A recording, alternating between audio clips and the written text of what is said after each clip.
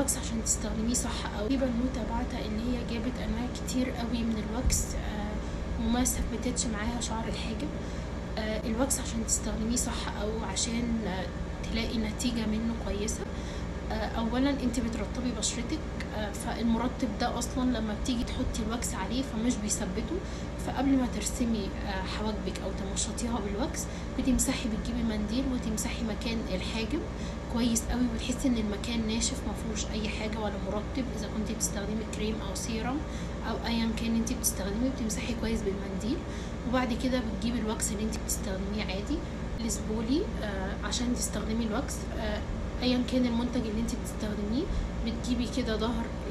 الاسبولي، هي بتجيبي ظهرها وتحطي المنتج عكس شعر الحاجب كده تمشطيه عكس، وبعد كده تستخدمي الناحيه اللي هي فيها فرشه الماسكارا تمشطي شعر الحاجب لفوق، وبعد ما مشطيه كويس بتستخدمي ايديكي تثبتي شعر الحاجب لفوق ان انت تلزقيه كويس، وبعد كده تسيبيه ينشف شويه وتستخدمي الجل او القلم الفلوماستر او ايا كان انت بتستخدميه هترسمي بيه